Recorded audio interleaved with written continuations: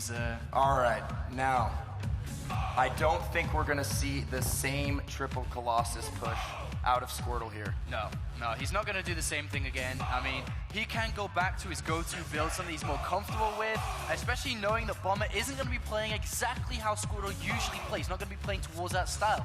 Bomber now, as we've just pieced together, is going to be the one scanning more, is going to be the one checking, not losing. This is a very important game for Bomber. One loss and he's out of this tournament. Indeed, and a very interesting map choice for Bomber as well, because you know, Metropolis and Daybreak, both maps with a very large distance between the two opponents' bases. And like you said, I mean, on the previous map, he kind of just sat back, macroed up, didn't really have any information. And, you know, that's kind of the play style that we tend to see players use on this map as well. So maybe not playing into his playstyle the best. Yeah, I think the best kind of style for Daybreak from Bomber's perspective here, of course, Bomber is the guy behind. Bomber's the guy that needs to change something here.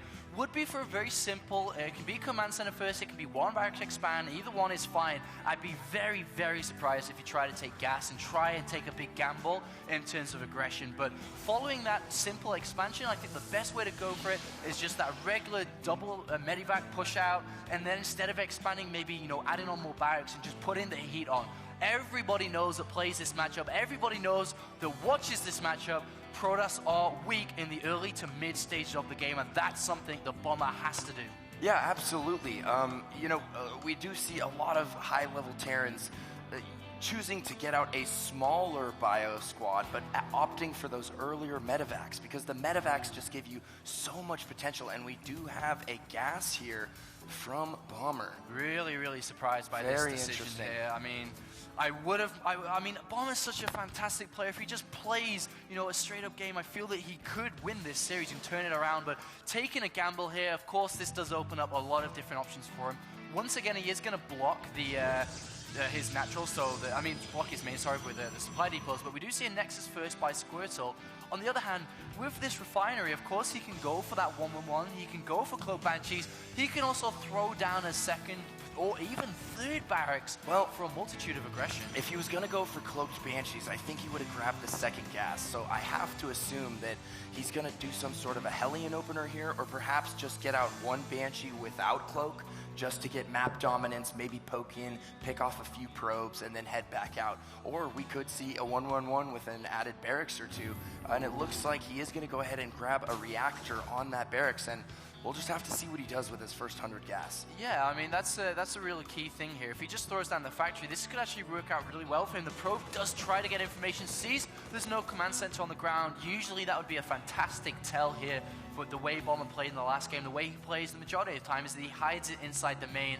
What is this SCV going to do? Is he going to throw down a factory? Yes, it is. So we are going to be having these Hellions come out, and well, 2x2 Hellions, man, they can run around. There's not enough damage output from Squirtle to take them down, and that probe line could be in a lot of trouble. But oh my god, did that seriously? Wait a minute. They can't. Oh no, the probe! It scouted the barracks, the reactor, the factory. He knows everything now. And Squirtle, once again, scouting intelligence, gets the upper hand here, and immediately throws down those, that additional barracks there. Was unable to pick off that probe before the damage was done. Now, the Hellions here are going to be great for establishing some map control. He's going to be able to hold those Zelnaga towers, potentially use them to harass the natural. If he can get in there and pick off a few probes, it's definitely a possibility. It really just depends on how many sentries he has available to force field those Hellions and keep them out of there. Do you think it's worth getting sentries though in such a wide open natural area? We already see a pylon being kind of constructed to extend the ramp here, so it makes it harder. Exactly. But does he want to go sentries here to try to wall them out, or does he just want the brute force of stalkers to try to keep them away? I think the sentries are a very good way to go if they're complemented with you putting buildings at your choke to tighten that up a little bit. And I think that's maybe what we're going to see him do here. If he drops a few more buildings there, and he does have one sentry out right now, but he's opting to get a few more stalkers here. So maybe just going to use those stalkers for the extra DPS to ward off those Hellions. And we actually see SCVs coming now along with this. A pylon has been put down. That can be for Zealous to come in, potentially go straight into middle line. It can also be to open up the counterattack. My goodness. We do have Squirtle scouting once again at the front door. He sees a few SCVs making their way over, and Bomber going with a hyper-aggressive strategy right now, He is essential. Well, he's not quite all in yet, but this is a very, very aggressive early game strategy, and I'm not sure just quite yet the purpose of the SCVs. Maybe for some offensive bunkers, potentially to repair the Hellions as well. Oh, he's going to have to pull probes to deal with this. If he can get rid of the Hellions, he cannot let that bunker go down. Bomber is going for it. There's no expansion behind it. He's very much so going for this win. Can he do it? The probes come in here, Tyler. And oh my god, this is so tense. The SCV's just buffering and annoying the Stalker AI here. I don't know, Apollo. Do you think he has enough? The SCVs aren't repairing right now. They're actually just on hold position here. The bunker is about to go up. If he can get those Marines and the Marauders in the bunker and start to repair with those SCVs. The Marauder goes down. What a beautiful snipe from Squirtle. That was absolutely essential. And that's so good. We do have warp gate finished now, so we can start to warp in from these 2 additional gateways. The bunker is not in range of the Nexus, I don't think, here, which is awesome because I don't think he even cares about these pylons going down. Cannot lose a Stalker, though.